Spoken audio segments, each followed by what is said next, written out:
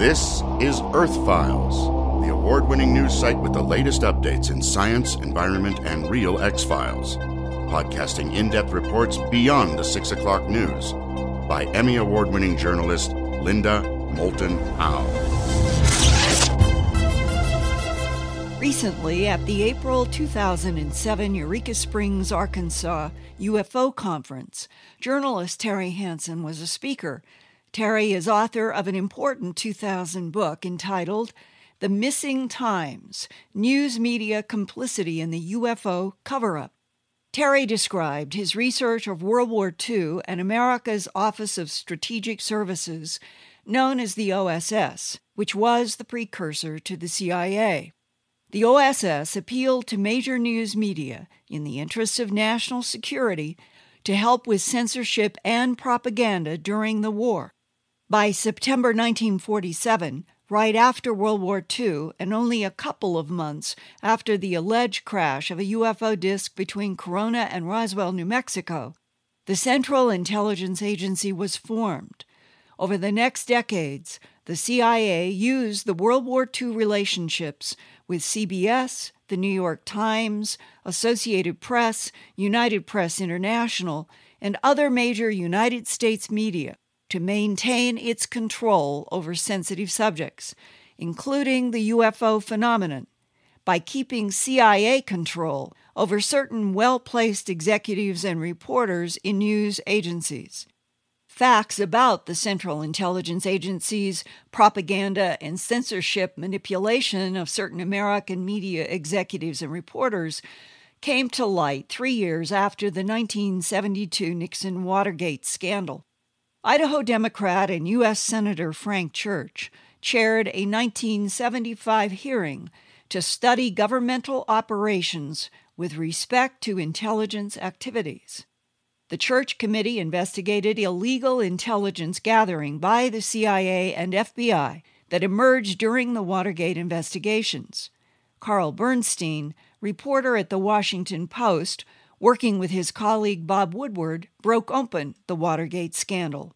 On October 20th, 1977, Carl Bernstein was also published in the famous Rolling Stone article entitled How America's Most Powerful News Media Worked Hand in Glove with the Central Intelligence Agency, and Why the Church Committee Covered It Up.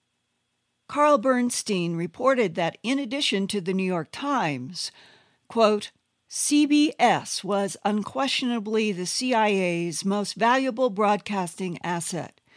CBS President William Paley and the CIA's Allen Dulles enjoyed an easy working and social relationship. Over the years, the CBS network provided cover for CIA employees, including at least one well-known foreign correspondent and several stringers. It supplied outtakes of news film to the CIA, established a formal channel of communication between the Washington bureau chief and the agency, gave the agency access to the CBS News Film Library, and allowed reports by CBS correspondents to the Washington and New York newsrooms to be routinely monitored by the CIA, unquote.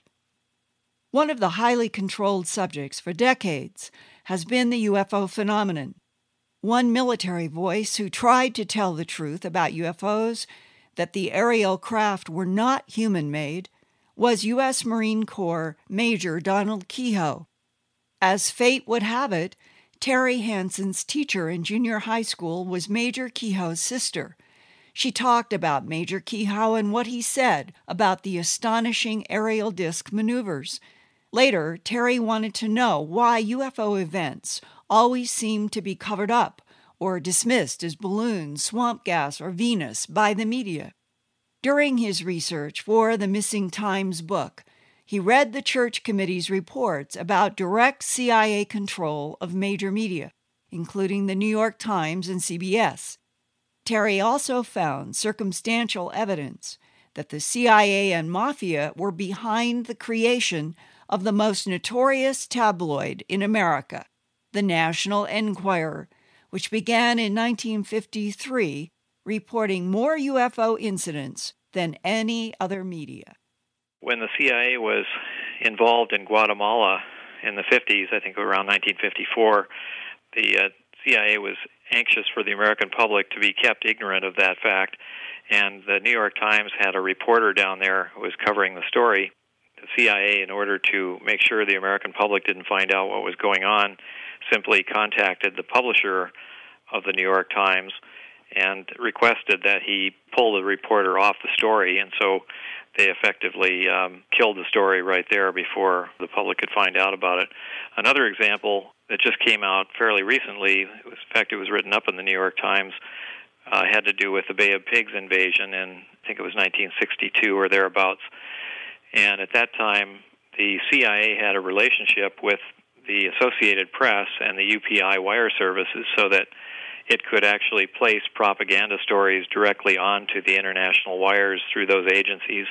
In other words, it could virtually write propaganda stories and had the cooperation of the wire services to distribute those stories worldwide. It's very well documented, I think. In the 1970s, the Church Committee in Congress held an investigation into these things. It was very well documented at the time that the New York Times, CBS, most of the major broadcast networks, in fact, had a covert relationship with the intelligence community and carried out all sorts of assignments ranging from providing cover for intelligence agents to censoring the news to distributing propaganda and so on. So this was all widely exposed. It was written up in the Columbia Journalism Review and then later in some popular publications such as Rolling Stone and some of those, and then eventually the New York Times, after it had been exposed, did a series of articles in which they confessed that they had done this. The news media, at least up through the mid-60s and 70s probably, was doing this kind of thing behind the scenes. And that the justification was always in the interest of national security? That's correct. Now, could you explain the origin and evolution that led up to the creation of the National Enquirer? Yeah, that's a very interesting story because it does actually begin in World War II. There was a well-known Italian-language newspaper on the East Coast called Il Progresso, and it was owned by a family called the Pope family, P-O-P-E, and Gene Pope Sr., I believe, started the paper, was a very influential East Coast power broker, and he was really supportive of Mussolini during World War II, and that got the attention of the U.S. intelligence community, the OSS at the time, and they decided that they would try to infiltrate his newspaper to find out, why he was supporting Mussolini. Well, I think it actually turned out that he just wanted a better relationship between Italy and the U.S., and he wasn't so much a backer of Mussolini. But at any rate, this was the first time that Il Progresso came to the attention of the intelligence community, possibly as a result of their monitoring the Gene Pope family. They became aware of his son, Gene Pope Jr. He was a fairly bright young man. He graduated from the Massachusetts Institute of Technology at age 19 in engineering, so it gives you an indication of how smart he must have been.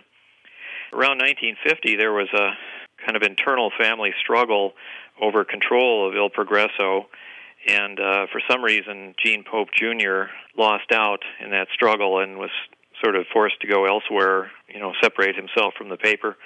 And he found a job in, of all places, the CIA's Psychological Warfare Unit. That was 1951 when he started working for the CIA. About 1952, Gene